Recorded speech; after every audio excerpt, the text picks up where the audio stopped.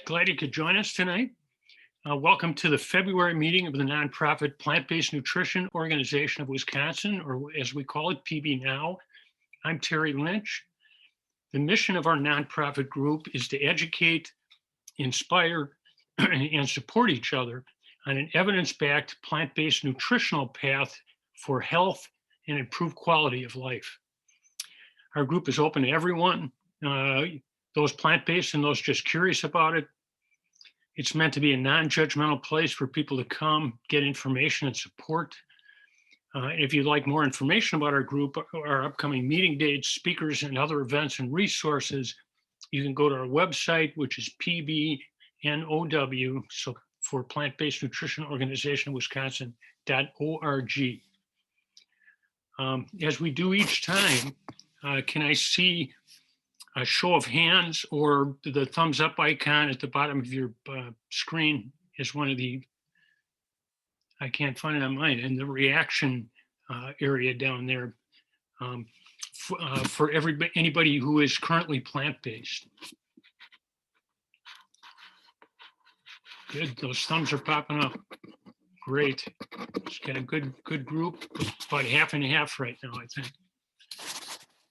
As we mentioned at the beginning of each meeting, the benefits of plant-based nutrition for people of all ages, as published in non-biased medical research, is quite striking.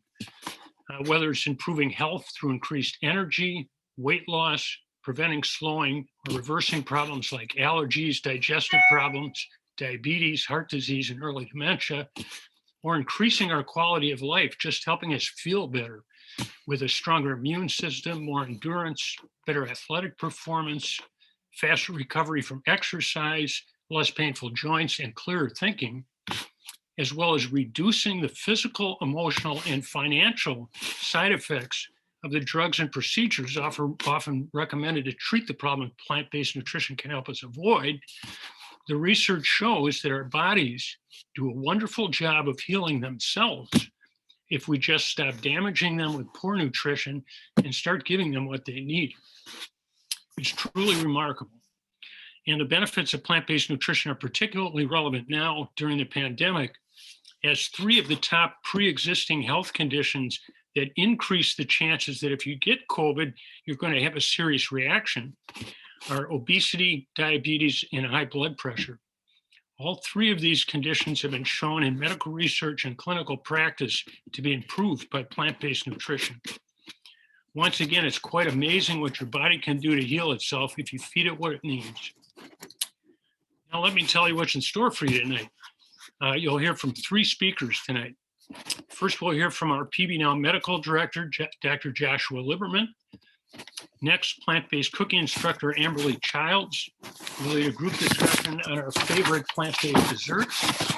And I encourage you to all to let us know your favorites because we can all benefit from it. In about 6:40 p.m., our featured speaker, Dr. Laurie Marbas, will begin and give us a talk, followed by about 20 minutes of question and answers. Our program should end at 7:30. And as a reminder, we have these meetings every month, usually on the second Thursday of the month at 6 o'clock Central Time. Our next meeting will be Thursday, March 11th, when our featured speaker will be our own Dr. Josh Liberman. In April, Denver cardiologist Dr. Andrew Freeman will be speaking to us. And in May, we'll have, among other things, a half an hour of live Q&A with Dr. Michael Greger. You'll be able to find out more information about our upcoming meetings early next week on our website, Facebook page, or if you've registered on our website, you'll receive an email reminder of this and other upcoming events as they approach. Lastly, some technical notes. During the meeting, everyone will be muted, and we ask that you stay that way to avoid background noise and to allow everyone to hear the speakers.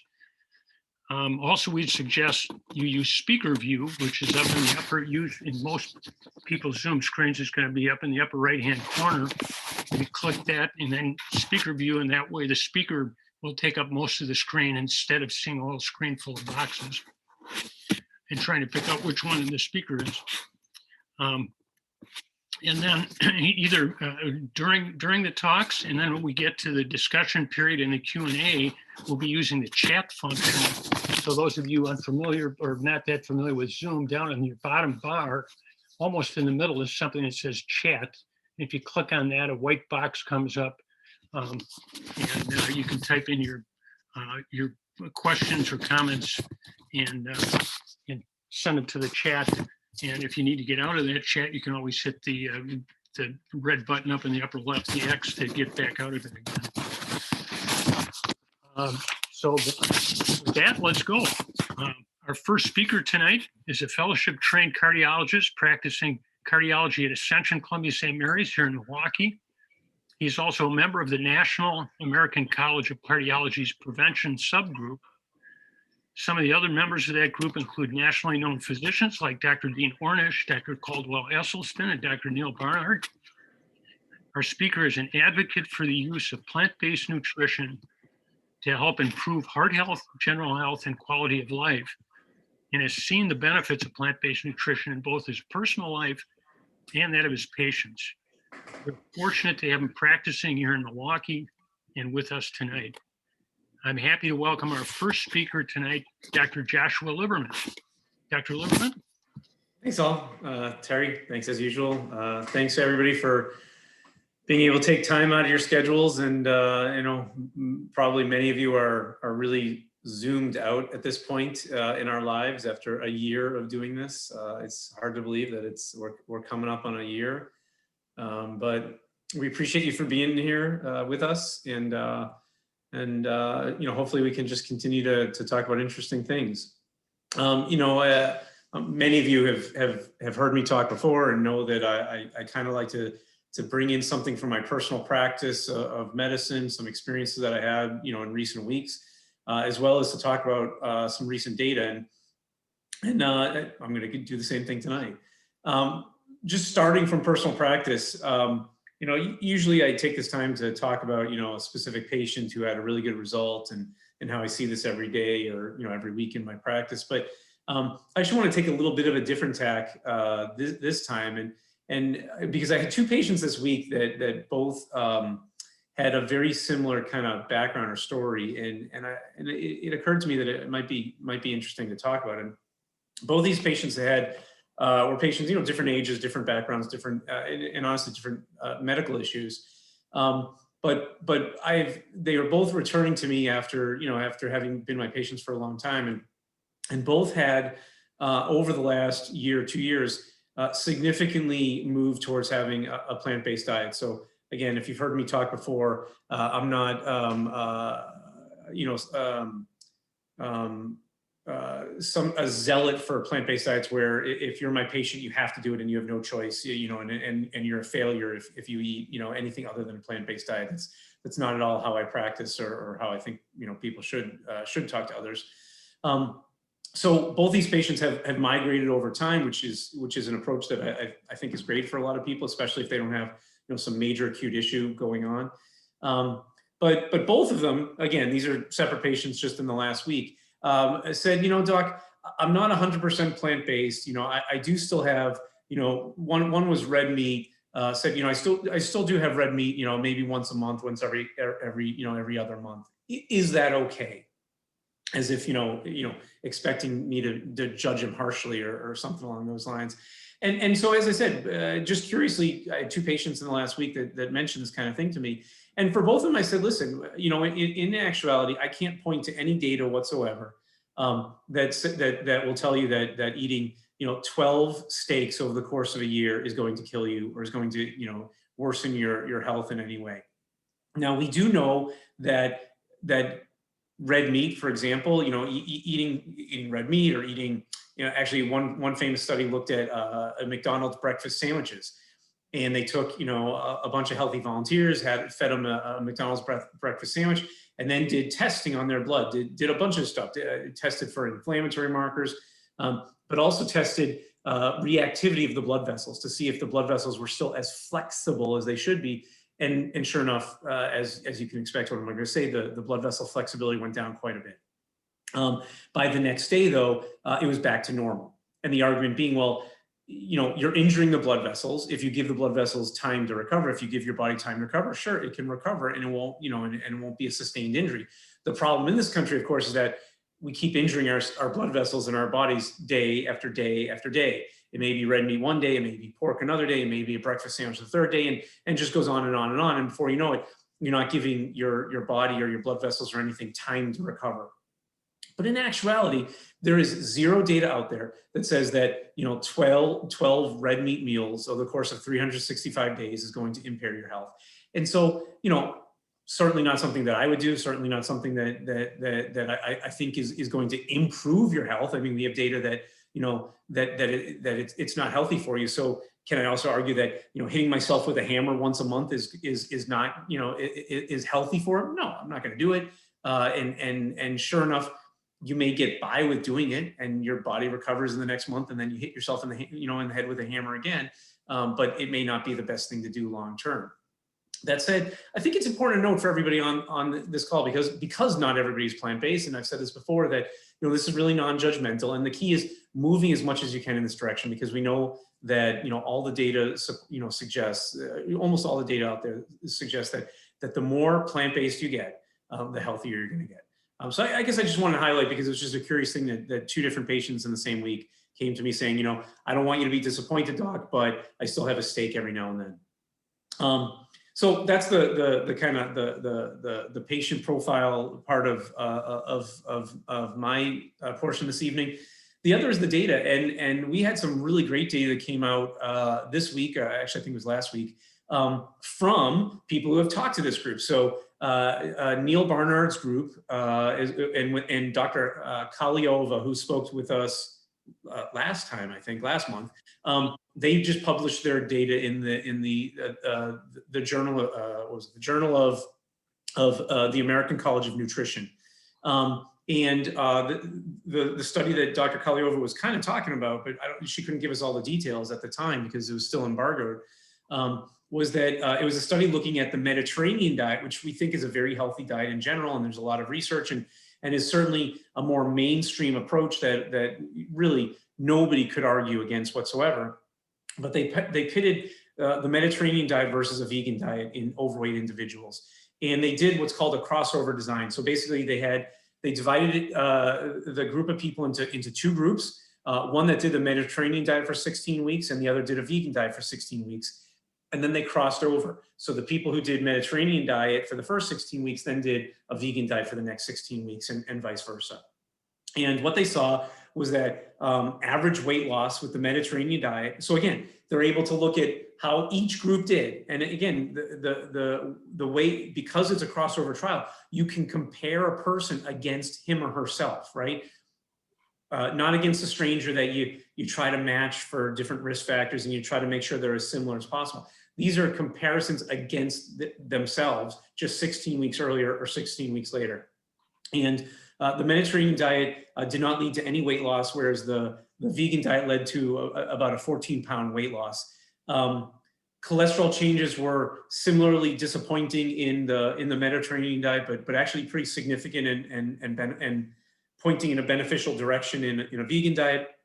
And both diets somewhat helped blood pressure, but the vegan diet did a little bit better with blood pressure. And now, again, for people on this call, that may not be so surprising. For the general population of physicians in this country, I think it will be a little bit surprising that there is a statistically significant difference between a Mediterranean diet and a vegan diet, because there's a lot of people out there that think that they're both going to be pretty healthy. But what was really interesting and isn't in the paper, but Dr. Barnard actually was nice enough to communicate with me, kind of directly personally, is that it's just curious about how people looked at these diets, right? And so again, as a physician, I talk to other physicians, and a lot of physicians will say, "Gee, I don't think my patients can do this. I think it's too hard to go to a vegan diet."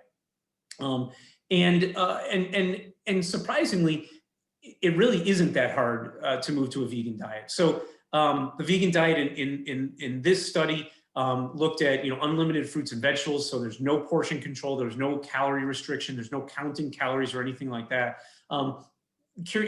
This study actually they focused on minimizing oils and oily foods. So like nuts and avocados, they actually told people to try to reduce, whereas the Mediterranean diet was lean meats, whole grains, as well as, as well as fruits and vegetables and beans and lentils and things like that.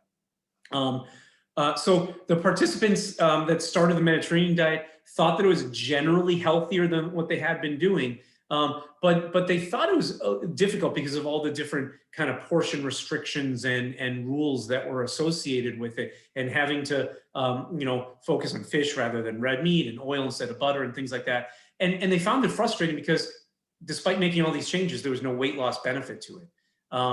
Whereas the group that started the vegan diet, when they were surveyed and interviewed, they found it to be much easier than predicted. Although the limitation on the oily foods and avocados and nuts and things like that was somewhat annoying.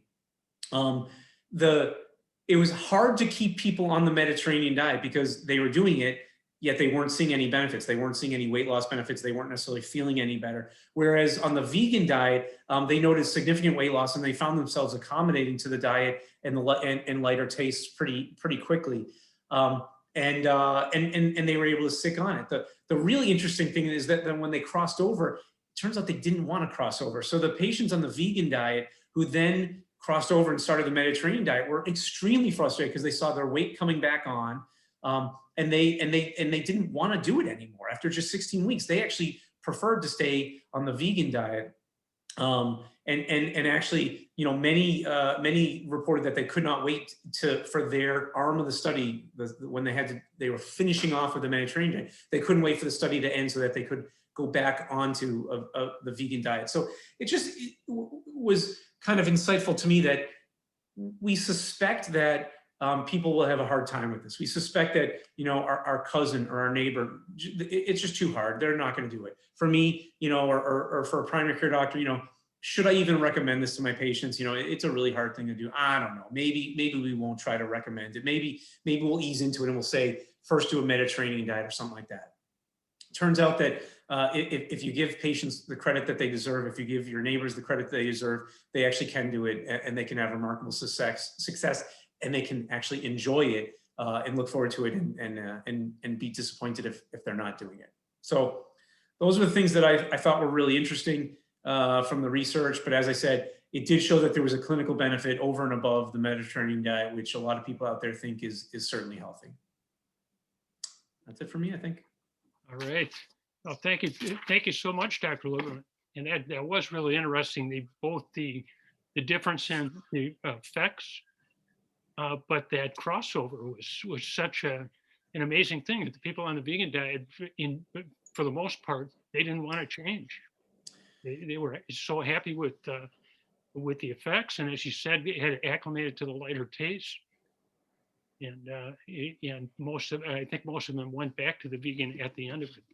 But that being said, I think there's some physicians out there who have found people really, and Dr. Bernard is one of them, that have found that once it's explained well, and if you have some way to follow up on that, support it, that people find it relatively easy. There's not a lot of restriction once you get rid of the meat and the dairy and the eggs and oil. I mean, that's it. You can eat everything else pretty much that's out there without quantity limitation. So you can eat till you're full. Exactly, and that's something that I highlight with my patients, that this is really a lifestyle change. It's not a diet, right? It's a lifestyle change, and I think the diet is a pretty terrible 4-letter word, just like a lot of our curse words, because diets by definition are temporary. They're transient. They're not for the long term. Whereas lifestyle change obviously is something different, and it's absolutely true. I mean, when people make the commitment, when people change, they feel better. Of course, feeling better is reinforcing. It makes you want to keep doing it. And certainly in my world, I see my patients certainly, and going back to their primary care doctors, showing them the benefits. How they're getting off their blood pressure medication, they're reducing their diabetes medication, they're feeling good. And now it's getting to the point where, this really is a ripple effect where things are snowballing, where I am now seeing lots of primary care doctors who hadn't previously been doing this, talking to their patients about plant-based diets, because they're seeing it in other patients, they're seeing the benefits, and now they're saying to other patients. And whereas, 4 years ago, 5 years ago, 10 years ago, most of the people I talk to, most of the doctors I talk to said, oh, my patients will never be able to do that. They can't do it. It's just too hard. It's too restrictive. It's too this. Now their minds are open because they're seeing the benefit. They're seeing people that normally maybe they thought wouldn't be able to do it, are doing it and are having success. It's outstanding. It's very encouraging. Speaking about things that taste good and that taste bud change, let's start talking about desserts here. So our next speaker, before we get into that, just to mention, we're going to be going into a discussion now and would like as many of you to participate as possible. And we'll be using the chat box initially, and then Amberly may unmute some people or ask them to unmute. But again, if you find that chat box down on the bottom of your screen and just click that, you'll see a white box pop up. If you just type it, you see the cursor down there and would type your comment or question or dessert in when we get into this, and then hit enter. As long as it says to everyone in that little blue thing, it'll pop up so everybody can see it and we can discuss it and take a picture of it if it's something that we're very interested in. So let me introduce our moderator. She is a plant-based cooking instructor, trained and certified in the Food for Life program through PCRM. One of the many wonderful things PCRM does is train and certify instructors to teach people how to incorporate plant-based nutrition into their daily lives. There are a number of these Food for Life certified instructors in the country, but many areas of the country don't have the luxury of having one nearby. We not only have one here in Milwaukee, but she is excellent. To lead our group discussion and update us on upcoming plant-based cooking classes, here's plant-based cooking instructor, Amberly Childs. Amberly? Hello, good evening, everybody. Good to be here. When Terry and I were talking about topics, I was like, oh, Valentine's Day, it's nice if we can bring in the food topic with, either our speaker or, timeline of a calendar. And so we thought desserts would be nice. And then I thought, okay, like, in all true confession, I'm like the least dessert eating person ever. So I'm like, for me to host this, moderate this discussion is for me kind of comical, because if it was up to me, I would be like, oh, I'll leave that cupcake. I'll grab that bag of chips or that something salty. Like I'm a salty, I'm not a sweetie. But there are lots of sweeties out there that are just always craving and wanting, and I get it, because I would grab a pretzel. We all have that moment in the day where our sweetie or our salty taps us on the shoulder and says, hey, and we find ourselves going into the kitchen or into the pantry or looking for something, or maybe your desk and you're going through drawers or something at the office looking for that. Maybe someone brought some candy in and left it in here type thing. So can we eat vegan? Can we eat plant-based and still have desserts? And the fortunate answer is yes. But one of the things we have to learn how to do is just like how we've had to learn how to cook with new ingredients and kind of like redo our pantry in a sense. I think desserts and cooking and baking are very similar. You just need to acclimate yourself to maybe a few new ingredients. So I had some really awesome black bean brownies that I wanted to talk about tonight. And then Terry said, well, let's talk about oil-free desserts. So I took those and I tossed them out, and we're starting over. So what I will say about the black bean brownies and a lot of vegan desserts, and so, we're talking about health, we're talking about heart health, we're talking about preserving our beautiful bodies. Most and a lot of vegan desserts use coconut oil. And we have already defined that coconut oil is not a health food. It's just like olive oil is not a health food.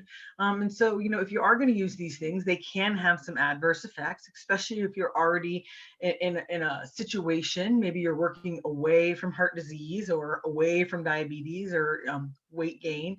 And so I just wanted to kind of make that disclaimer. So when we look at something, and just because it says it's gluten-free, I'm wink talking to my mother-in-law, because just because it says gluten-free on it or it says vegan doesn't mean it's a health food. So we always have to still look at those ingredients, even though we're going for that sweet.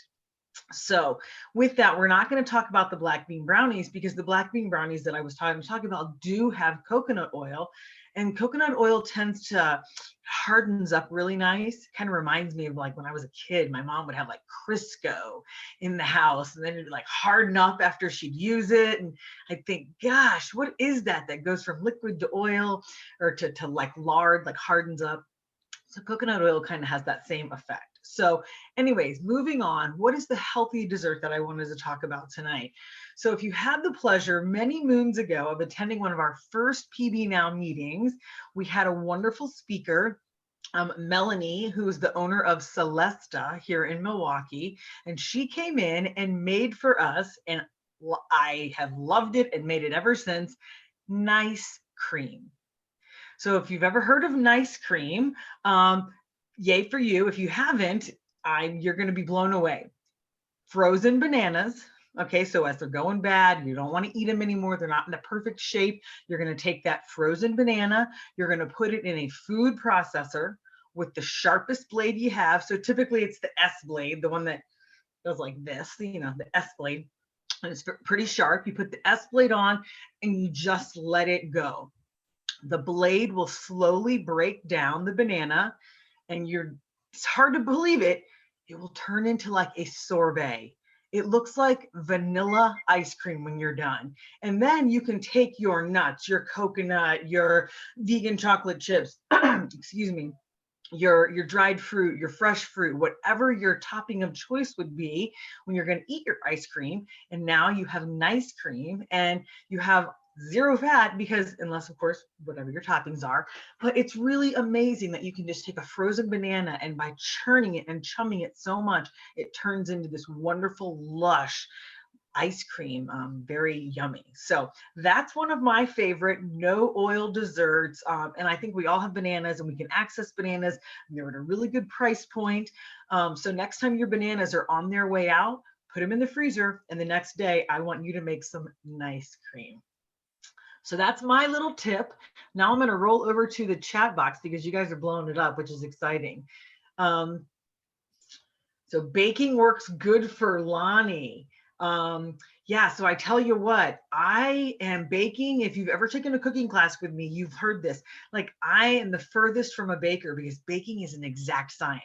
You can't mess up. You can't have heaping mounds. It needs to be really tight in measurements. And so baking to me seems a little like I stay away from it.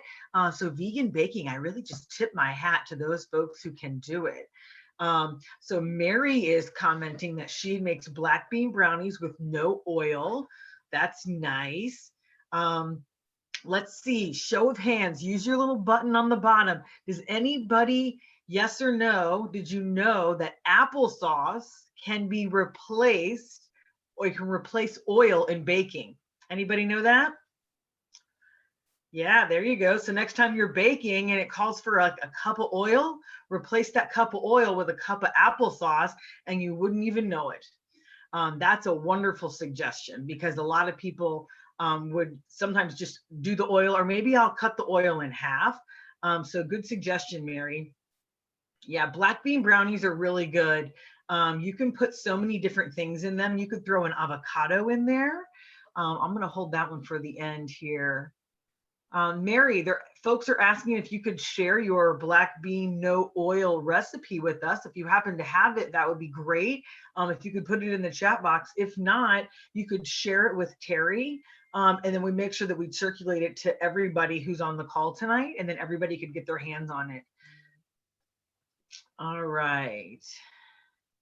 Let's see. Everyone's loving Celesta. It's pretty darn yummy. You can talk to any of you. Okay, so we've got a shout out here for the Whole Food Plant-Based Cooking Show. Does some desserts. You can find some of these on YouTube, and then I'm going to mess this up. The Girardi family.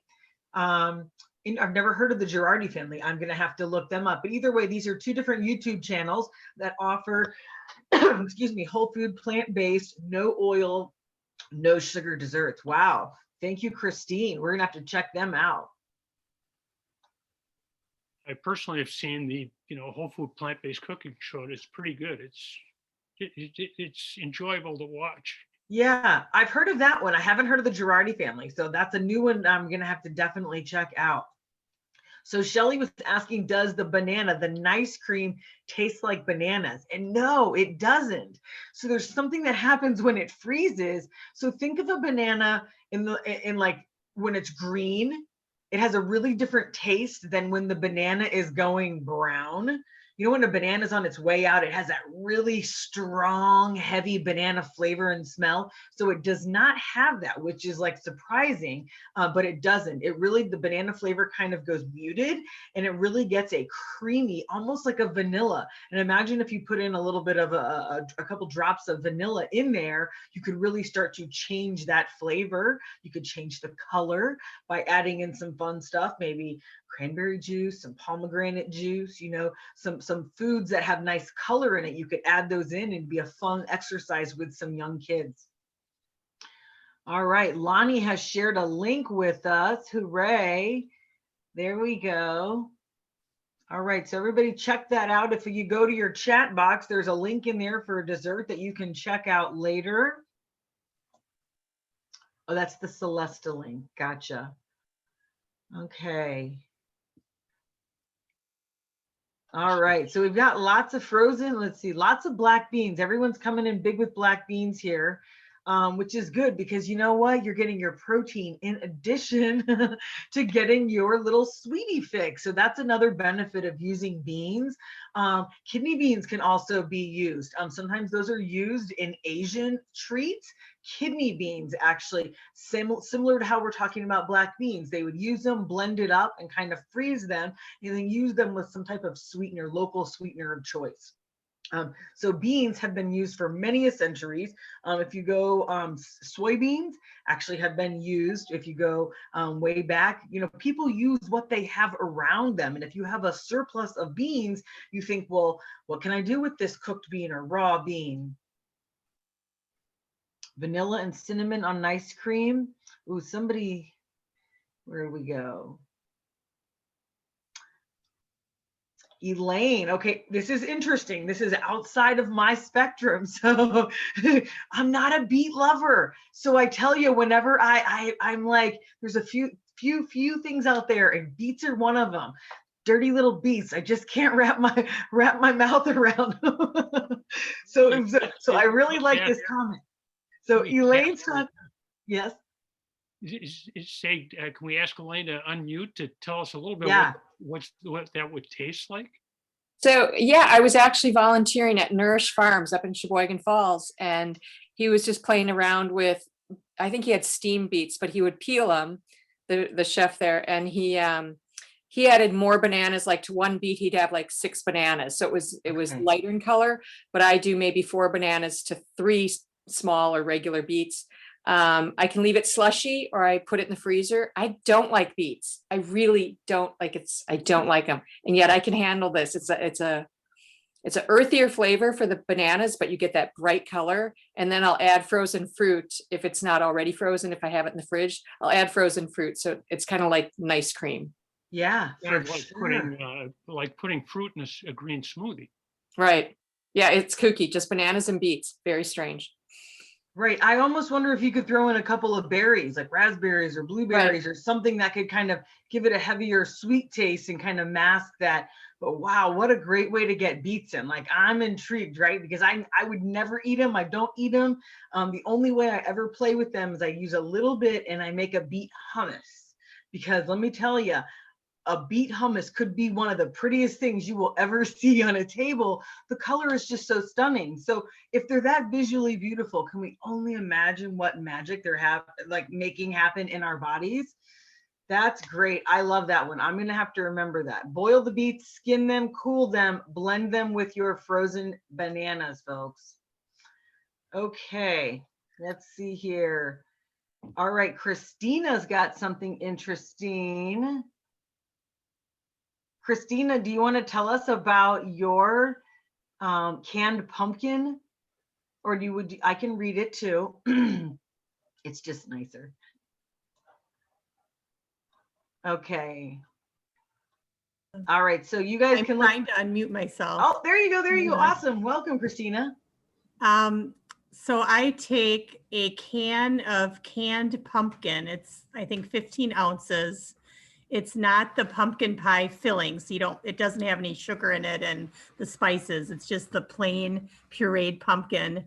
And you mix it with a box of the boxed mix of Devil's Food Cake. Most of the brands are vegan. You just have to check the ingredients. And then you omit the oil and eggs and you just bake it per the box directions for how long it is. You can add a little bit of water if the mixture is too thick, but you really don't need a lot. And once they're done, you cannot taste the pumpkin at all. And I do this all the time with my kids and they're not any wiser. Yeah. That is you could make cupcakes with that. You could do cake. You could do there's a lot Right. that you could do with that, and kind of gives you a base Yes. of like a base of batter, right? And then you Mhm. can kind of build it into whatever you'd like from there. Right.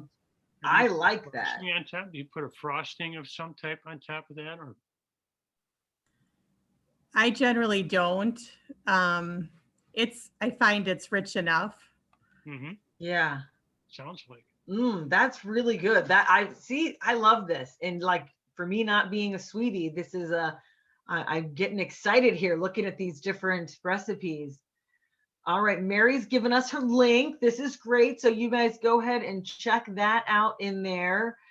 We've got a couple links ready to go.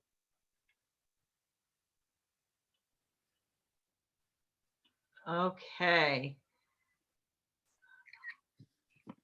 We've got about 3 or 4 more minutes. 3 or 4 more minutes. Okay, so here's one I'm going to leave you all with, and then I'm going to turn it over to Terry.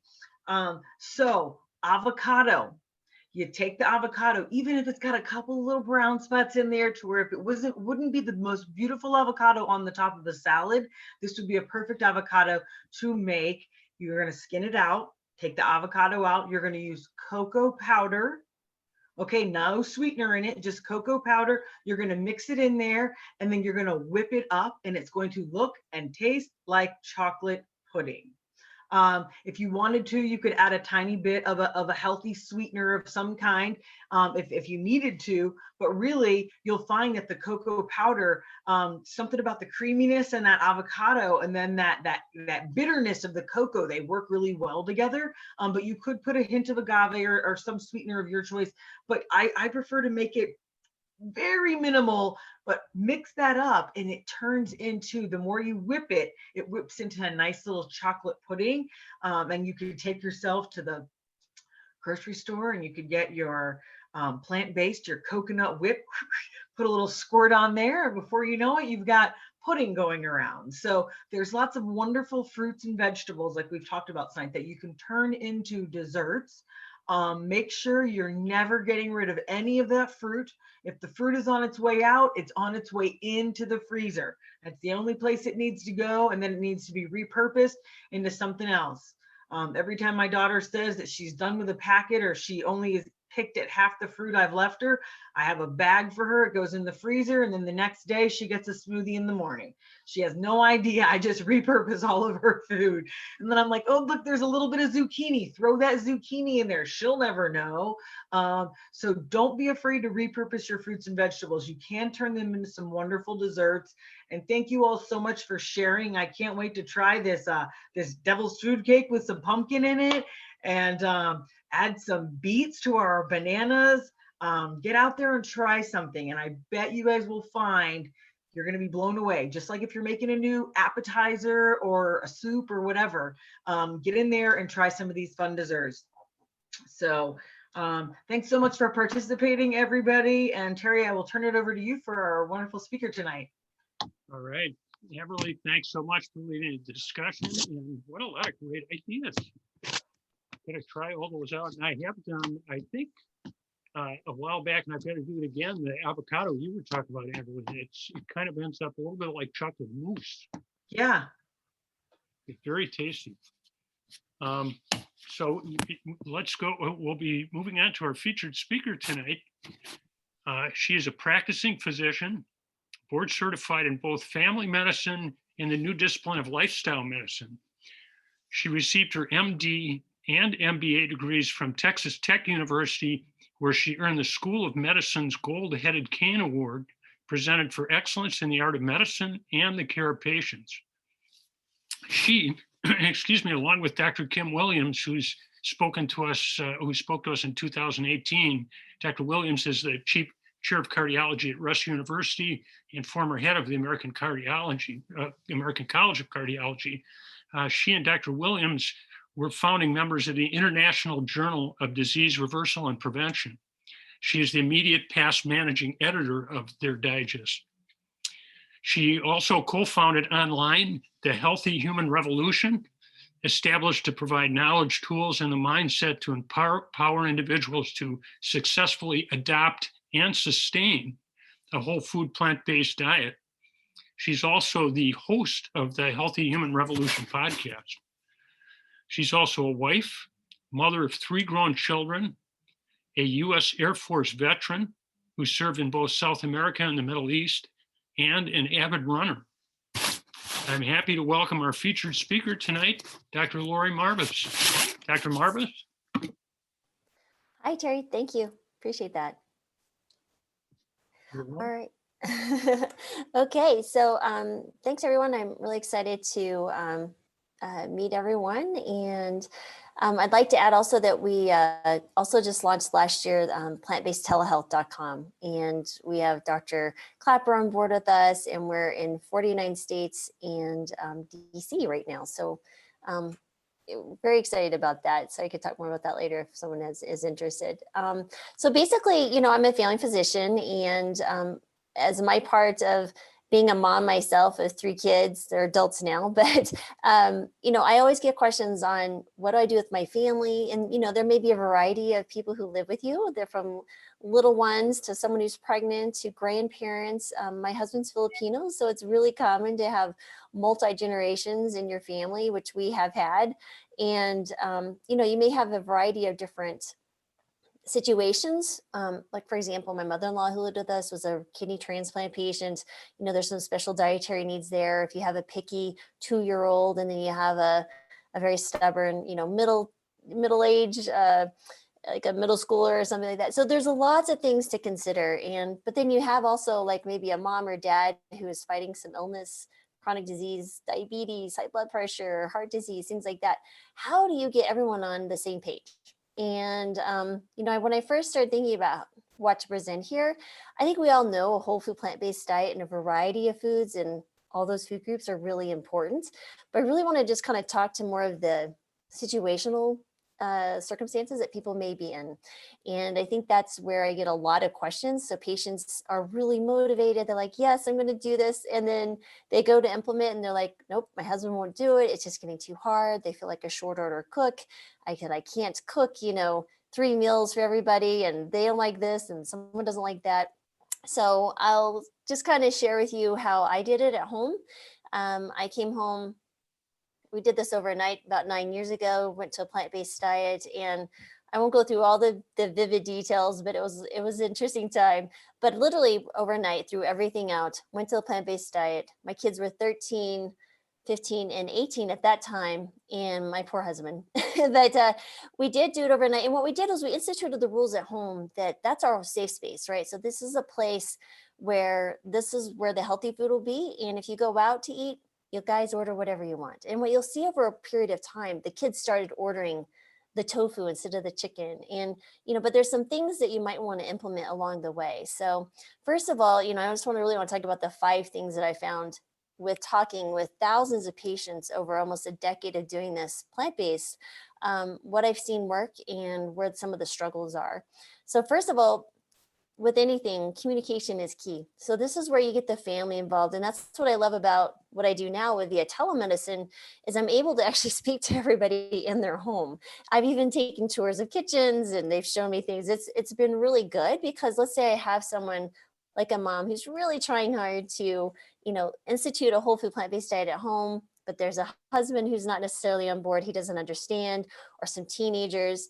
We get everybody in the room and we can all talk together. So I think if you don't have the luxury of having a physician via telemedicine discussing this with you and your family, This is where you sit down, you just get on the same page. And it's like, this is my goals, you know, and be very honest. If you have someone who has diabetes, or if I have someone with hypertension, you know, there are certain foods that are going to make these conditions worse. And you really want to make sure they're out of the house, because literally these things, if they're in the house, you're probably going to consume them. I will tell you, those the Girl Scout, those little Thin Mint cookies, yeah, that's my downfall. So speaking of sweetie or salties, I can be either. So, you know, it's like, I don't know if anyone else has the same difficulty, but those are just some things to think about. Is the communication is essential. So let's talk to each other what the goals are. So then someone is understanding what your expectations are of when you bring food in the home and why you want it in the home.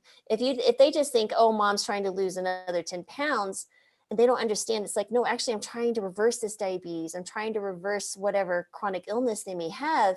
I think you're going to get a different response. And this is not just another diet, like Dr. Lieberman was saying. This is really important. This is a lifestyle. This is a way we need to live to lead a long and healthy life, so we can do what we want to do. And then, you know, set those goals. If we set out onto a trip and we don't have a destination, well, we're just going to go and wander wherever the wind blows us. So what are your goals? And like I said, be very direct and very descriptive of what your goals are for your health and that of the family. Oftentimes the family there's not just usually just one person who's not doing well. You know, there may be a child that has ADHD, someone else who has chronic constipation, the diabetes, all of those different things. So lots of things to be considered here with everybody in the home. And then when you do go about that, sorry, my nose is a little running. It's really cold here. I'm sure it's not as cold as Wisconsin, but it's getting cold here in Colorado. But what if you have someone who has kidney disease or diabetes or Crohn's disease or ulcerative colitis? You know, so these are some very different things that not everyone can eat a regular whole food plant-based diet. If I have someone with inflammatory bowel disease, we have to take in consideration how that food needs to be prepped. We have to take in consideration how much food they need to be consuming, and then, you know, all of those different things. So that's where it's important to maybe bring in someone who's knowledgeable about nutrition, maybe a registered dietitian or your doctor, if they're knowledgeable in a plant-based diet, and how to help you proceed so you get enough calories and you're getting all the nutrients that are really necessary to have a really sustainable, healthy diet. For example, recently I had a patient who, they had a young child who has some mental health concerns, but also was diagnosed with Crohn's. And so they went to a plant-based diet, and what ended up happening, they had underfed him, thinking that they were doing the right thing. And that's when they reached out to me.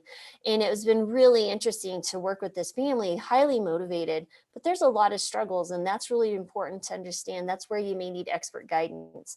And so I just want to really point that out. So if you do have someone and you're worried about the considerations that a whole food plant-based diet may not be the ideal at that moment in time, that's where we need to discuss that as well. So the second thing, you probably already heard me say this, was home is your safe zone. Okay, I can't tell you how important that is. That if that's the one rule you have, and I'm not a big fan of rules, but sometimes you just got to set boundaries. You know, you don't let your toddler go play out in the street. It's not safe. Just like you don't bring in these foods into the home that aren't safe, or we're not going to help you reach your goals or your health goals. And so, you know, again, if it's in the home, it'll most likely be eaten by someone.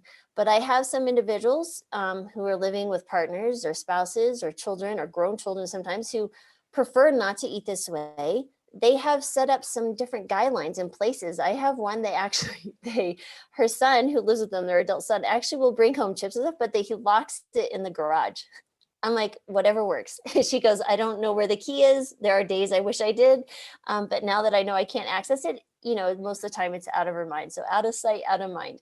And so again, there's lots of creative ways to do this. And I'd love to hear some of your solutions to any of that. But the other step would be here is to plan, right? So when I was in the Air Force, the one thing that you understand is that you plan for disaster and you practice it. So by the time when it happens, it is just second nature. Think of an athlete who is practicing for the Olympics, right? They didn't get there by not planning and practicing and refining. So the same thing goes with preparation, food preparation. It's really key to understand you need to plan. You know, there are always going to be things that happen. For example, my mother-in-law is now living with my brother-in-law up in Washington, and she just recently is in the hospital. She's actually in the ICU now. And my husband had to fly to Washington to take care or help to take care of his mother. And so the things that you have to think about, now he's going into a house where they don't eat a plant-based diet. What does he do? So he started packing some food and taking it with him. So, you know, those are things that you can do. We've planned trips. We've been to Africa. I've done this medical mission trip and for 2 weeks and ate a whole food plant-based diet. I went to Ecuador. I've been all over the place, and you can do this. And I love excuses because I'm pretty sure I've either lived it or heard it. So, you know, again, this is where planning is. For example, last night I had a patient ask me, you know, we're traveling. What do I do? We're going to be living out of a hotel for 2 weeks. I was like, this is where it's really important to start looking at the restaurants that are available. Is there a kitchenette where you're staying? Think about things that you can do to in advance to encourage and make it more likely that you're going to stick to a healthy diet. Now, there will be some times you just can't, but then again, I would say you don't have to eat every meal. It's okay to skip a meal on occasion, unless you're on insulin or something special. Sometimes it's better just not to eat the unhealthy foods because you don't feel well afterwards. But again, those are some special cases that you would need to eat. A small child, of course, you want to feed, but just some things there. Other thing you can do is prepping.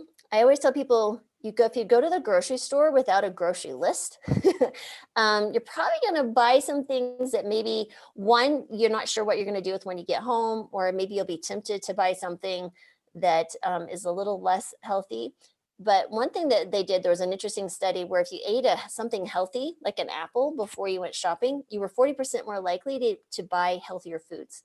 So that was an interesting thing. And of course, you've always heard shop the perimeter and all those things.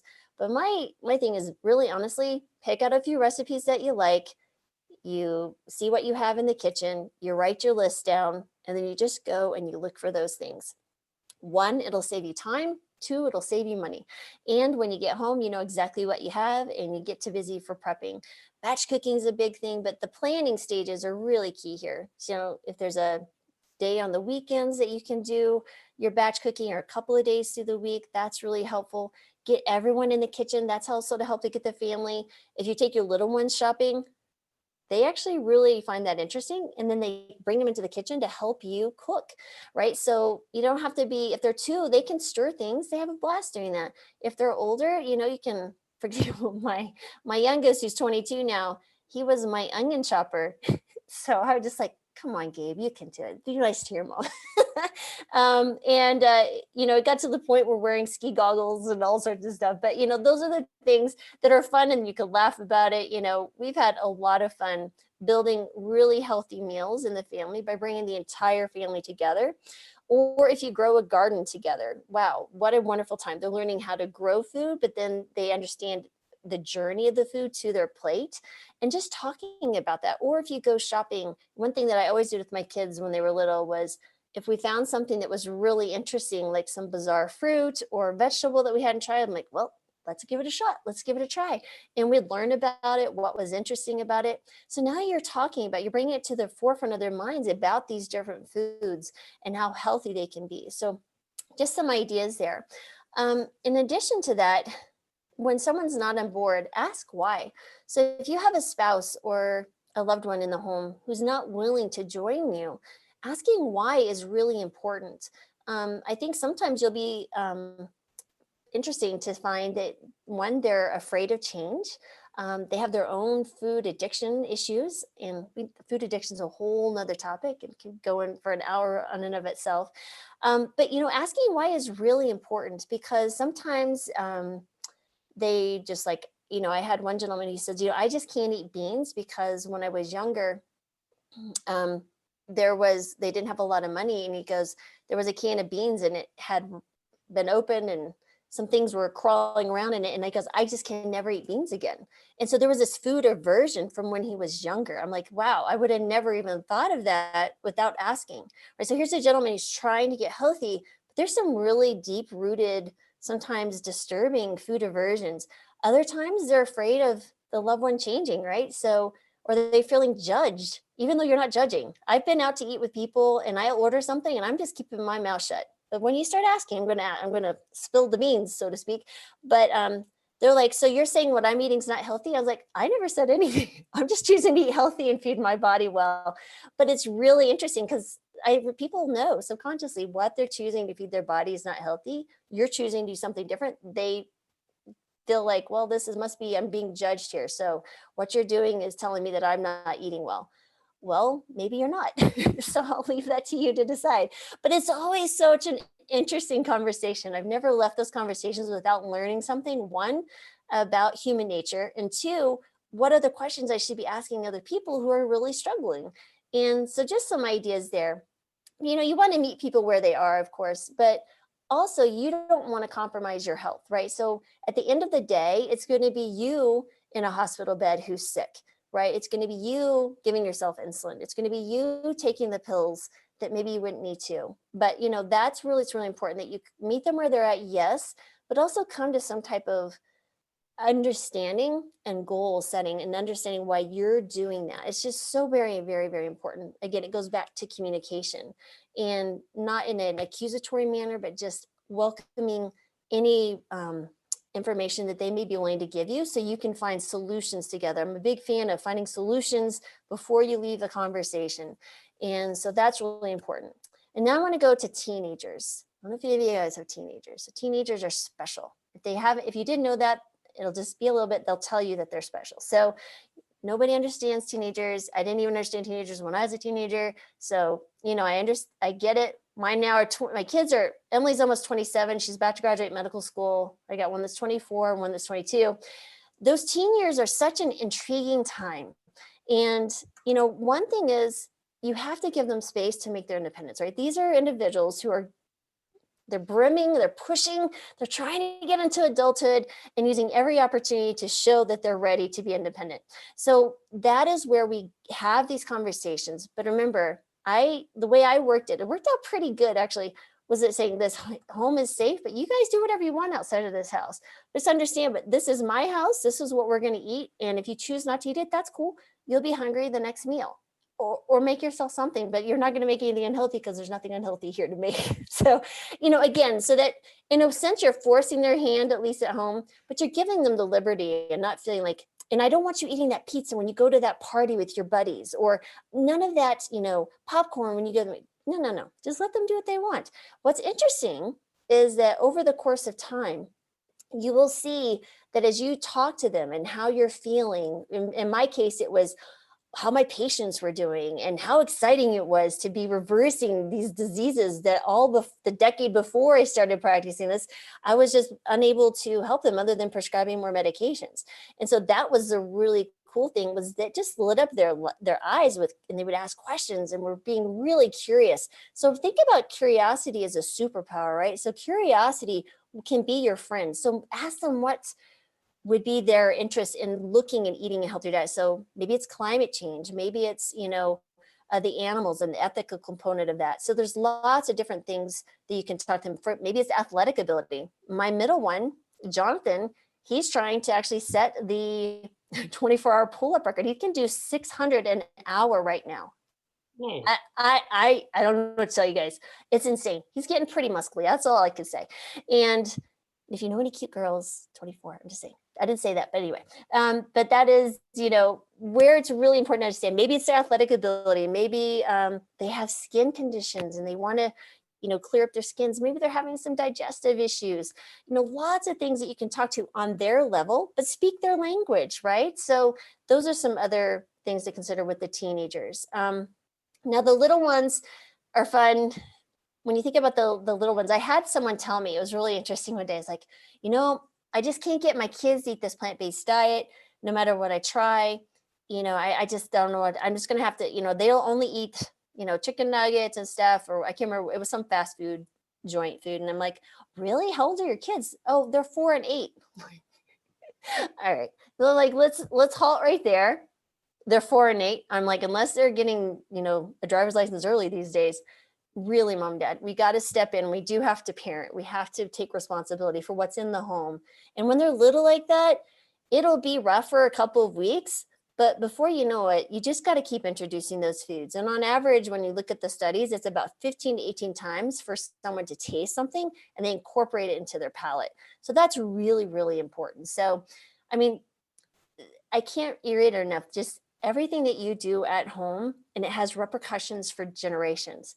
So what you're feeding your family now, it's going to be what they're going to be eating when they're teenagers, when they're young adults. So they won't be developing the chronic diseases that we're seeing in our young people right now in their 20s and their 30s. So just so important to understand that you're not going to help them, but you're going to teach them good habits that they're going to teach their children, and on and on and on, especially as we don't have control of the external environment. So it's really important to think about every decision you're making is not just for your own health, but for your family. So I hope that's helpful. I'm open for questions on anything, but that was really key for me. And that's to my heart as a mom.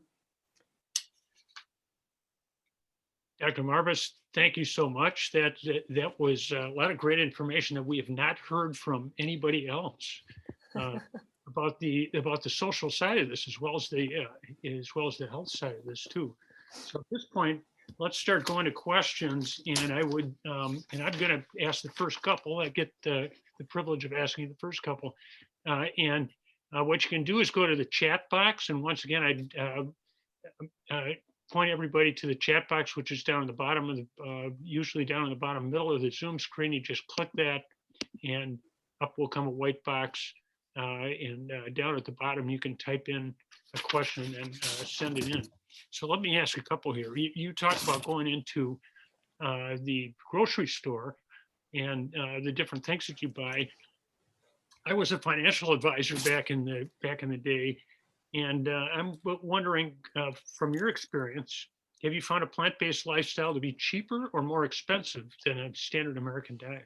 Yeah, absolutely. So honestly, when I first started this, you hear all the myths, right? And one of them is that it's a more expensive diet. You got to remember, this is actually a diet of peasants, right? So this is the diet that majority of people eat when they don't have money. So actually, my bill actually dropped $400 a month, and I had 2 growing boys at that time. And if anyone who's ever had growing boys, it's like a bottomless pit. It's like, where does you put all this food?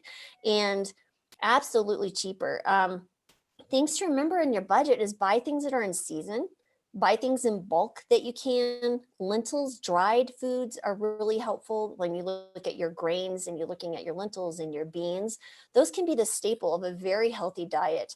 And then you're looking at your starchy vegetables like your potatoes, your sweet potatoes, any of your squashes, those things. And then things that are local and in season are going to be much cheaper. Another place is when you go to the farmer's market.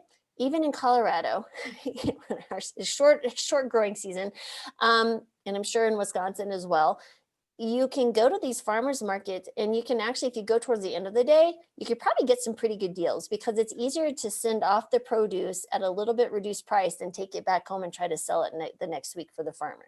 So, and we also belong to a CSA.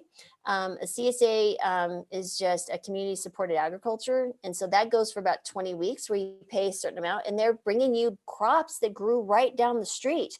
And that's been a fabulous thing that we've really, really enjoyed. And another one that we found that I actually just got yesterday, was the first time I actually ever used this one, was Misfit Market. It's a really cool thing where they're trying to reduce food waste. We waste about 20 to 40% of our food annually as consumers in the United States, which adds up to a lot of money. And but yeah, this food was great. I got all sorts of weird shaped zucchini and some squash and a pineapple. It was a little lopsided, but you know what? It all tastes the same. And tonight's going in a soup. But there's lots of good ways to consume this food and stay within a budget. And when I was a younger person coming from home, we didn't have money. Like I can't even tell you, there were times that we wouldn't have eaten without my grandmother bringing us groceries. So, but we always had a vegetable garden. We had a lot of beans and a lot of potatoes. And it was to my blessing that actually happened, because I didn't eat meat but maybe once or twice a week. And so that was, again, the food of the peasants. So What question here? What are your thoughts regarding school breakfasts and lunches? Yeah, absolutely. So, even before I went to a plant-based diet, I was not impressed with some of our school lunches because all my kids went to public schools. And I lived all over this country. I've lived in, I think, 10 or 12 states. I've lost count because both my husband and I were active duty and jobs and different things. And so I always brought, I'm always feeding my kids breakfast. The child needs to eat breakfast. That's so very important because you're feeding that. They have fasted all night. They need that food to go ahead and spend the rest of the day. And the sugary breakfast cereals are not going to make it. So my mom, again, looking at the cheap things, she never bought the box cereal because it was more expensive and would be gone very quickly. But we had oatmeal, just like I did with my kids. We had oatmeal every morning. I always cooked breakfast for them. And I was a busy physician on call. I was working hospital, regular clinic, traveling an hour to work. So I understand time commitments, but my family's making sure they had a good food is more important. And I'd get up early and do whatever I need to do. As you're making their lunches, absolutely, whatever they like. And when they're old enough, you get them to either make it the night before, they're getting up to help you make it in the morning. Because again, you're teaching responsibility, but you're also teaching them how to feed themselves well. And there will be times that, the kids they come home with something that I know I didn't put in there, but they're swapping out things with their friends. Again, they're outside the house, you're doing your best, but you do everything you can to start thinking about what they put into their body and what's going on. Here's a comment too, growing our own food is great for families. You can start with pots and have kids involved. I imagine that's growing the food in small pots. Fun to go out and get fresh food from the backyard. Absolutely. And I love sprouting. Sprouting is a blast. Mung beans, yeah, broccolis. I mean, it's fascinating. I mean, my kids, when they brought home the little lima bean, I don't know how many of you ever saw your kids do that. They put it on the little wet paper towel and the lima bean just grows its little plant. I mean, the sprouting is a lot of fun too for those who have limited space. I live in a condo now, we've downsized, but really, yeah, you could grow it anywhere. And just, even if it's small, it's really fun for kids. Here's a comment. I heard that public schools were using a commercial air fryer to prepare veggies for the kids. Has anybody else heard of this? I have not heard of a commercial air fryer, but that's so much better than, deep frying those And French fries and everything else. so, but what do you think about air fryers in general? And do you Mhm. use it yourself? And what kind of things do you use? Oh yeah, I use air fryer. Yeah, absolutely. So I grew up in New Mexico. So when I was a teenager, I would babysit and save my money for every Friday. I would go get these taquitos. And so basically it's not healthy, but it's meat and beans and some spices rolled up in a corn tortilla and deep fried. Oh my goodness. That was just like heaven for me. And a Dr. Pepper. If you're from Texas or New Mexico, you know what I'm saying about the Dr. Pepper. But anyway, what was interesting, I was like, as I was going through this plant-based diet, I was like, I wonder if I can ever figure out how to reproduce a taquita in a healthy, yummy way. So I did. It took me a year. I finally figured it out. And let me tell you, I've given it to omnivores, vegans, you name it. They all love it. But basically, it's a lentil walnut type of textured meat. And then you want to put the corn tortillas in your microwave with some wet paper towels for about 25 to 35 seconds, which makes them pliable. And you roll them and you put them in the air fryer, which is, I just have a Breville multi oven. It's like all sorts of things it does, but the air fryer part of that, and it's delicious until they're crispy. And oh my goodness, you dip them in salsa. If you think of it, if you can send me the recipe out, Oh, sure. I do have that. Absolutely. or even put it up.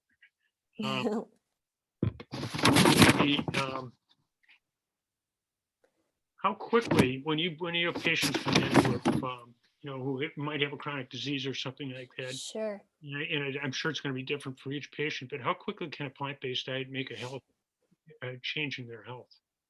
It really turns. So I'd say about 95% of my patients right now are diabetic. And so with that in particular, I have pulled people off of insulin, like 60 units within 72 hours.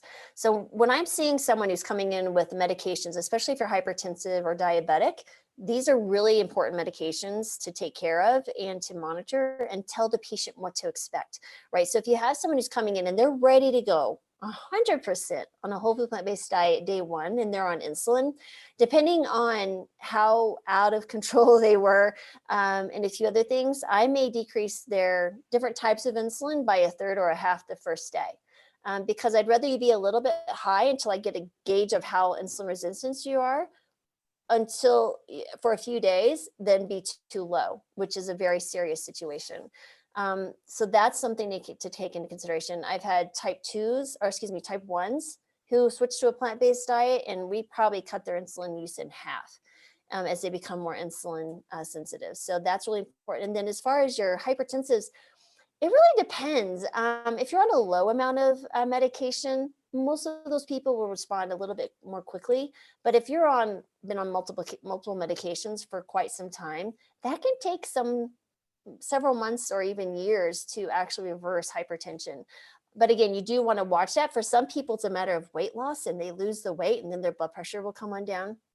It really varies. So you do have to keep a close eye. So things to watch for with your blood pressure and what I'm looking for the de-prescribing, which a lot of doctors are not taught how to do. I think that the evolving practice of lifestyle medicine, and part of that really important thing is understanding the de-prescribing. And what was interesting with the blood pressures is which one do I stop? Which one do we need to go slowly, like a beta blocker? Just some things there. But if you notice that your blood pressure is running consistently under 120 on top, which is your systolic, or under 80 on the bottom, or you're feeling dizzy upon standing, or you had a lot of energy on this plant-based diet and suddenly you're just exhausted, that is something to talk to your doctor about, because there may be some medications that need to be changed or reduced or stopped altogether. Now, when you reduce medications, is that saving people money? It's interesting. So when was this? This was about 5 years ago. I started my own lifestyle medicine clinic. After hours, I would work my regular family practice job, and then I convinced our CEO of our hospital to actually run a lifestyle medicine clinic for two of the largest employer groups in Western Colorado and Grand Junction, Colorado. And we had 106 people go through before I moved to Florida to work with Dr. Furman. But what was interesting, we were keeping track, because these are self-insured groups, right? So that's really important for them, is that they have, their medical expenses are one of the most expensive things on their itemized budget every year. It's like the medical expenses for their employees. And what was interesting, one patient, and this is oral medications, by the time she had gone through the program, which was about 12 to 16 weeks, depending which one we did, she actually was saving $800 a month. And that's just one employee. So you're not only saving the immediate cost of medications, but you got to look at the lifetime value of that. So now I'm saving every year $800 or more a month, because the majority of chronic disease patients are going to add more medications as they get sicker, because you're not really living, you're just kind of there. You're not dead or alive, you're just kind of existing in a sense. So those medications keep you going, but you're going to get more complications. You're going to maybe potentially have a heart attack, and you end up in the hospital and require, some type of surgical intervention, which can be upwards of, $100,000. So we got to look at that as well. So those long-term savings are very, very key. There's a comment: when my grandkids come, I give them the whole food plant-based cookbooks, and they plan the meals.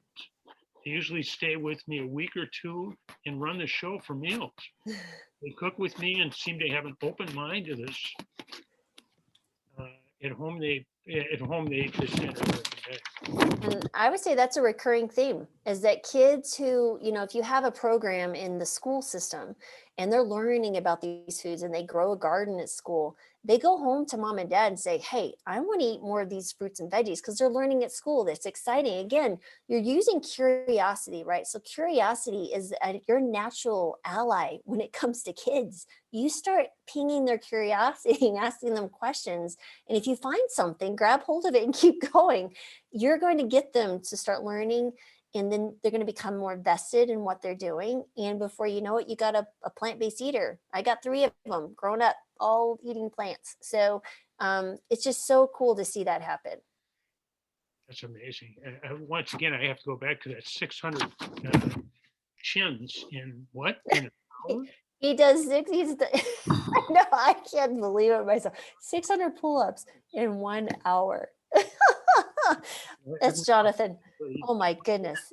My dad was very much into that, with pull-ups with weights, 600. And the closest guy I can imagine that I can think of that Dad talked about who did something like that was Jack LaLanne.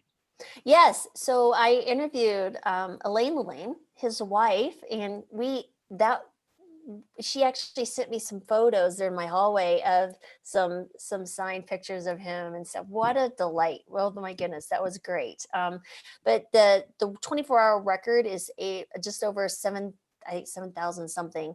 And so Jonathan's trying to reach that 8,000 in 24 hours. I don't think he'll probably take him another year of training, but he's being very smart. We talked a lot about food and recovery and, things to do for that. And being a plant-based athlete, my youngest played varsity sports, cross country, baseball. I'm training for my first 50K and I'm 50 years old. So my husband did his first full Ironman at 49. Gabe did his first half Ironman at 21, all fueled on plants. That's remarkable. That's amazing. Let's see, we've got suggestions for diabetic dessert idea. I don't know if it says sweeter here. I'm not sure. Probably sweetener, maybe. That is an interesting one. So that's where you would think about, well, first of all, what are you wanting to sweeten? So if it's going to include flour products and stuff, I'm really trying to discourage my diabetics from eating these kind of processed foods. I'm a big fan of Mastering Diabetes. They actually send me a lot of their clients for patients. I get the ones that they don't get better on a plant-based diet. So those are really fun. It keeps me on my toes. But for sweeteners, depending on when you're describing diabetes, like, one date, depending again, what it is and how much, you want to be very careful, but you want to use the whole food. Maybe it's applesauce that you want to use or bananas. How you can incorporate a sweet fruit is really, just think about that outside the box thinking there. But it just really depends on what the recipe is. And I talk a lot about recipes with patients. It's a lot of fun. But I would say, using some type of fruit or something like that would be a better choice than the maple syrup, because their blood sugars will just skyrocket for sure. Compliment here, Dr. Marbas. You must be doing something right. You look so youthful. Thank you. Plants, go plants. Yeah, 50K at age 50. That's. Yeah, there'll be. I tried to do it before my 51st birthday this year. So.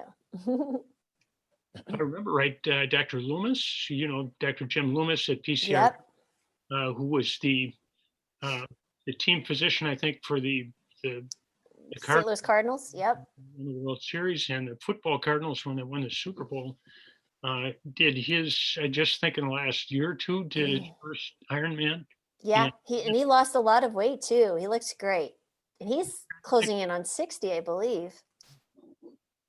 So it works. When you talk about. Here's a question around school. So again, have you heard of any school districts that have had success in shifting the school meal program? The school here seems very resistant, and I realize their hands may be tied a bit. Just wondering if there are any success models out there. And I know there's one in New York, or there might be several in New York City. But I don't know the name of them. Mm-hmm. Yeah, so I've definitely seen them. There's one school in Florida that actually went all plant-based. There is the one in New York as well. And I know here in Colorado, and I live out just outside of Boulder, and there is programs that they've instituted on salad bars and growing their own food. I don't know what COVID's done to all those programs, but a lot of these kids rely on these foods, these programs, breakfast and lunch at school for their food.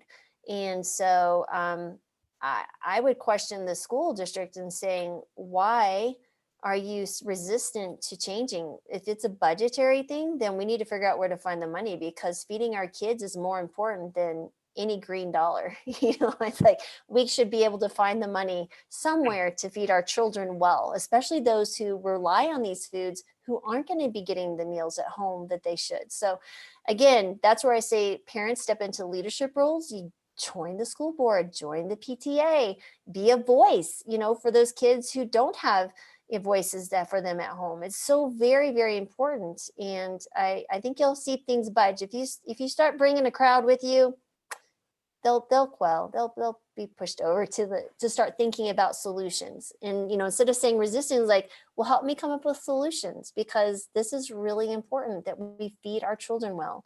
They're not going to come, demanding better food. Their parents are, or their neighbors, or their community, because these are our future adults, people. They're so very, very important.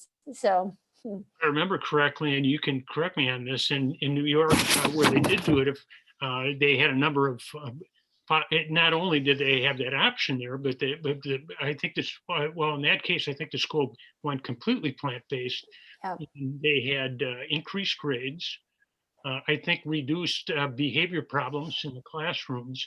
And I'm not sure if attendance as well, there was better attendance, I imagine, because people aren't getting sick as often. Yeah, I've had my podcast now for a little over 4 years, and I've really interviewed some interesting folks. And one of them was a gentleman you just reminded me, was in California. His name left me it's been a couple years since I interviewed him, but he actually was started using, kind of by accident, a whole food plant-based diet with some special ed children. And they were kind of younger teens, and he was trying to teach them skills to be used as they were looking for more independence. And what he found was, over time, over many years, one, the reason he brought in whole food plant foods was because they were cheaper, because he had a limited budget. He had like $2 a meal or something. It might even been less. I can't remember, but it was like, whoa, he did this on like $1 something. Again, that would be another school district thing, is like, I'm sorry, but when did chicken become cheaper than lentils? I don't think that's ever going to be the case. So those are some things to think about. But what happened was, he was seeing these behaviors change, right? The kids became more compliant with what people were asking. Their disruptions, the behavioral disruptions were decreasing. Their test scores were improving. And it was pretty cool. And that went on for several years. And he had some pretty cool traction, but gosh, I can't remember his name. Now it's going to bug me till later. But anyway, yeah, it was a pretty cool thing that they did in California. Here's a question. What grains would you recommend if you have a gluten allergy? For Glutenology, yeah, so you just want to avoid the gluten grains, and there's plenty of them to choose from. I actually bought about 8 or 9 different grains, not all of them gluten-free, but I was just looking, like amaranth, quinoa. There's another one, I can't remember, it's a cousin of the quinoa that's not very readily available. I go to nuts.com, by the way, and you can order some really cool grains. But also you're looking at buckwheat, but it's actually not a wheat, millet, couscous, all these amazing other grains that we don't ever think about using. And they're all very different. Their taste, their texture, is really cool stuff to play around with. I would definitely encourage you to just look at some of the ones that are not containing gluten, and try them out. But there's tons of them to choose from. Eat them 15 or 16 times and you'll be used to them. Yeah, exactly. I've actually, I really like buckwheat. I've discovered that I enjoy that quite a bit. I think definitely, what I also do too is I put in the morning, sometimes if I don't want to do just plain steel cut oats, I'll put half quinoa and half steel cut oats, and that's quite delicious. You're upping your protein, different micronutrients, all sorts of good stuff. Congratulations and continued success on your running at high altitude. Thanks. Yeah, I'm at Mile High where I am. So Thank you for your inspiration. And for kids and plant-based, I've been working at it for over a year, not going to give up on the 10 and 13-year-olds. Yeah, I'll be thinking for you. Those are fun ages as they're entering into teens. I almost think that's a rougher time than actually being a teenager. So I don't think anyone ever really enjoys being 13. At least I didn't. But it's like, what's going on with this body, my brain? Oh goodness. But yeah, absolutely. But thank you guys. As any time that I can talk to the kind of the things that your doctor, you guys, I'm sure, have amazing doctors who come on and talk about the science. I'm going to say the same thing. This is good. This is reversing chronic disease. This is that. But let's talk about the really sticky stuff, that like how to do it how do I do this at home with a 13-year-old and an 80-year-old grandma in the house? Or how do I do this with a spouse that's traveling as a truck driver? How do I do this if I'm traveling, on a plane and going to different countries, So lots of those things, those are the questions that help people sustain the diet. And that's really, really, really important. And do you have any other tips for, as an example, how do you recommend, and you talked about this a little bit already, people responding to family, friends, or colleagues who question them, give them a hard time for their So these are people outside the house? Yeah, well, yeah, in and out, but and to be able to approach with compassion. Yeah, absolutely. So honestly, humor I found to be an excellent tool. And, escalating the argument or saying you're wrong and I'm right is never going to win anything.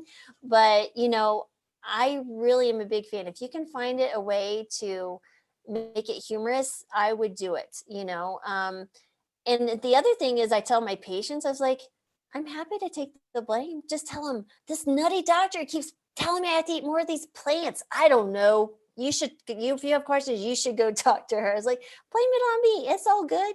And, so anything like that, if you feel compelled and you're struggling, you're not ready to talk to people about this, you don't feel comfortable doing that, just tell them your plant-based doctor said, or tell them your doctor said to do this, or refer them to a book, or to a podcast or to a documentary. But again, I always either that, or I will come if someone has really been bothering me, I will bring them food. I will win you over. I will go straight to your stomach and we'll have a conversation. And so, I'm a big fan of winning people over with their taste buds. And so, when I first went on a plant-based diet, my kids, I have very respectful children. Remind you, this is a military home. So these kids are pretty good kids. But what was funny was whenever I'd make food, they'd after me, I was like, how was it? I'd get a lot of, but before it was like, all right, we're just like, so that was kind of, that was the fun part. That was, again, giving them a little bit of a feedback if they didn't like something. So I really had to up my game when it came to cooking. So I actually did the Food for Life program as well at PCRM, because I'm like, if I'm going to be talking to patients about this, and I gotta get trained up. Because there wasn't a whole lot of resources back in 2012 when I started this. I was like, oh my goodness, how am I going to do this? And again, there's so much more now. It's easy to go plant-based now. There really is no excuse, guys. Is the thumbs up, do you think, is that more a case of you upping your game, or their taste buds adjusting, or a combination? It's probably both, but I worked really hard. So and plus I made sure that they were always in the kitchen helping me do things as well. So I think their attitude changed a little bit. Their taste buds changed. They weren't very picky already, because I went to medical school. When I started medical school, they were 5, 3, and 10 months old. And I just didn't have time. I was like, you guys will eat what I fix, or you'll be hungry in the morning. I promise you won't starve. And they were all kept their weight. They did great. But I really, honestly, they just didn't have a chance to be picky because I didn't allow it. It's like, you'll either eat it or you won't. It's just fine. So I'm like, a cuisine question here, and we're Yeah. just about done here. sure. For sauces. Now, sauces Yeah. are a great way to make anything. Mhm. But do you think that's a healthy way to do it? Do you are Yes. in favor? I mean, are there some healthy sauce recipes? Yes. Yes. Yes. Yes. I'm all about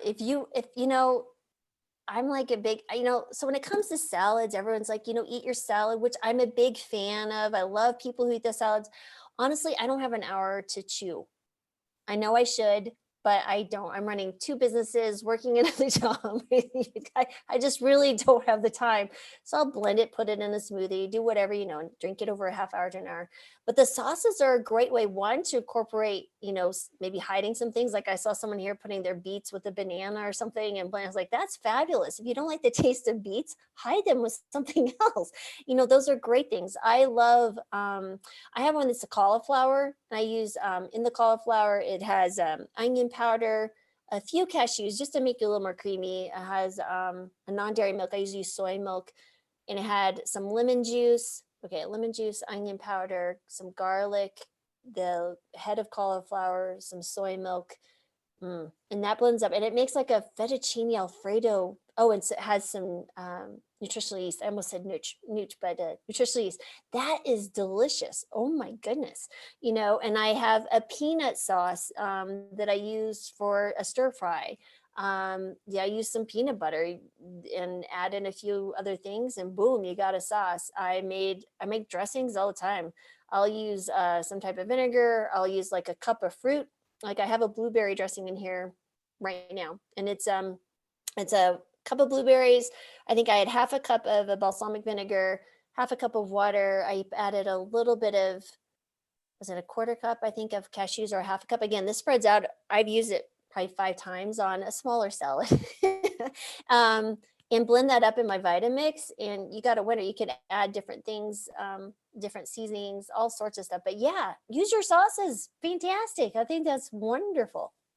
If you send that other information, if you could pop that Alfredo. Cauliflower. Yeah, it's really, I can't remember where I got it. I think it was a T. Colin Campbell website, but I'll send it to you. Yeah, Fern had a bunch of good recipes.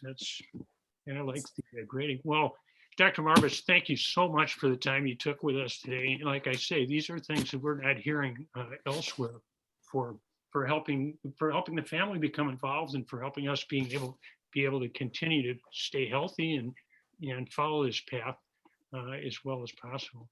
Thank you. Thanks so much. Hope things get a little bit warmer there, and good luck with the with a 50K. That's quite a. Yeah, it's 31 miles. Thank you very much. It's been really fun to talk to you guys, and again, we're happy to help any way we can.